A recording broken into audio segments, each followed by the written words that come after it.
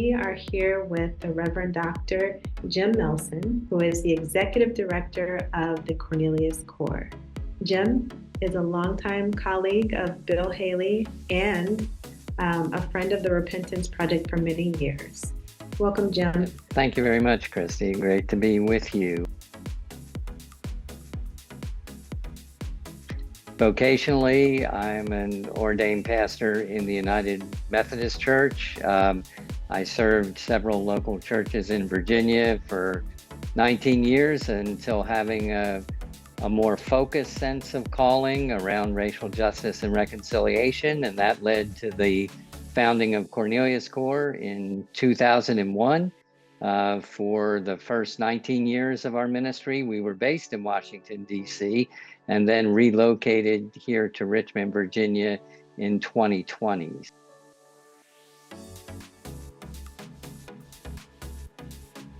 I came to the work of racial justice in a kind of long route that goes back to my childhood. I grew up in a little town right across the river from Philadelphia, right next to the city of Camden, New Jersey.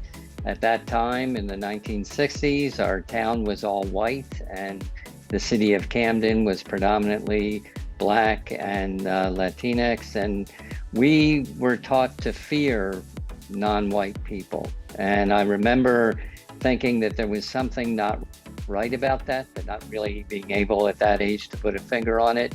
I was 12 when Dr. King was killed, and again, that heightened both that fear and that sense that there's something not right about being separated in that way. And when I went to seminary a number of years later, became involved with some work at the state penitentiary that was here in Richmond, and got to see the reality of mass incarceration racially. I also had the gift of doing a summer internship in a Black United Methodist Church here in Richmond, and that gift of connecting with people in the faith across racial lines was really very formative. And so when I went into pastoral ministry, I eventually ended up in the City of Falls Church right outside Washington, D.C., and was blessed to connect with numbers of people and ministries in the city that were racially diverse. And so that sense of calling to faith and racial justice kind of grew over those years.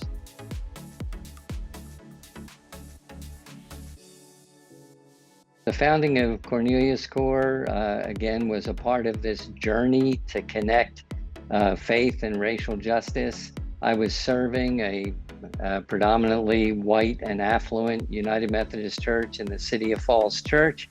I was blessed to develop some relationships with people in ministries in the District of Columbia, and it was there that I really began to have a sense that God's call in my life was becoming more focused around that area, and that I would either try to keep a foot in both worlds, pastoring and continuing that journey, or would need to step into that in a more full-time way. And in 2001, followed that calling to found Cornelius Corps as the full-time ministry to live into that calling. And the name comes from the story of Peter and Cornelius in Acts 10 and 11, where God brought together people from such different backgrounds, a Roman soldier and a Jewish fisherman who was a disciple of Jesus, and overcame the barriers that separated them, very real and deep barriers, and feel that that's still what God is about today.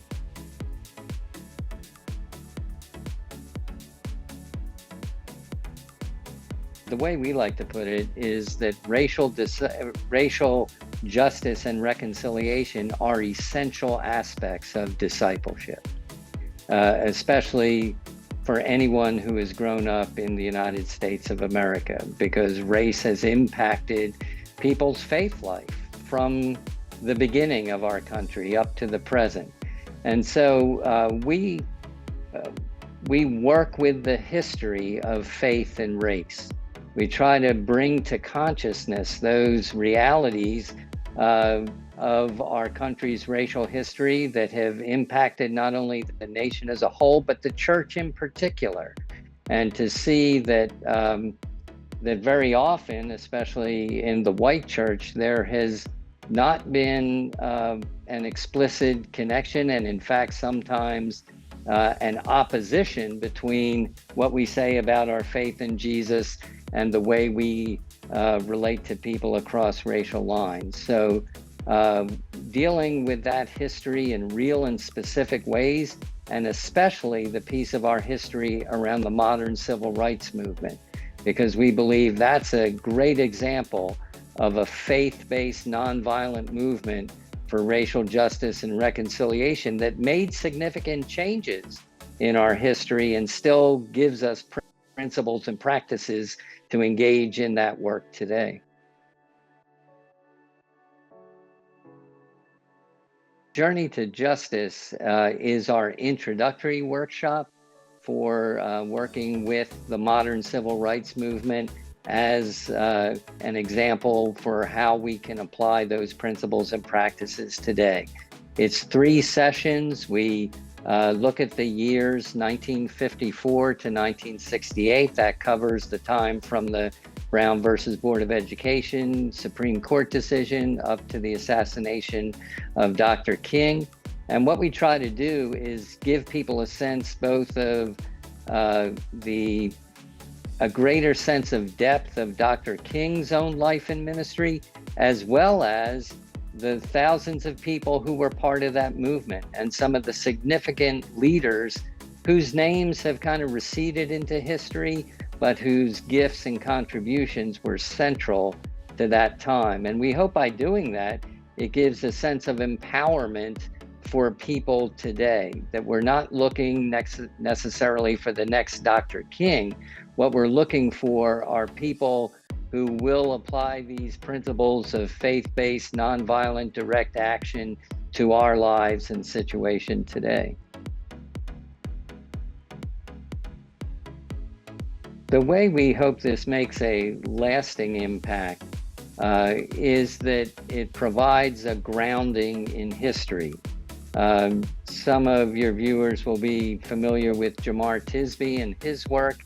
He lays out a framework called ARC, where he talks about the really essential aspects of pursuing racial justice in our time. And that acronym ARC stands for awareness and relationships and commitment. We focus kind of on the awareness part, the deeper dive into our history, so that it will provide a foundation from which to build relationships and for which to advocate for greater levels of racial justice in our day and time. One of the things we like to say is nothing can be healed that is not brought to consciousness. And so much of what we are about is bringing those things to consciousness so that then they can be acted on in people's own context, because everyone's context is a little different, even though we share some of the same history. I would like people to know that this is an ongoing work that has both great challenge and great reward to it. We live in a day and time where, unfortunately, people are being kind of conditioned not to look at the deeper story, but to be able to engage people around that often brings a level of not just consciousness, but of healing and deep desire to move forward in our day and time, to see racial justice as discipleship, not primarily as a social or political issue, although it has implications in those areas. But for those of us who follow Jesus, it is a part of our discipleship. And to see people make that connection and to be a part of that is indeed a great gift.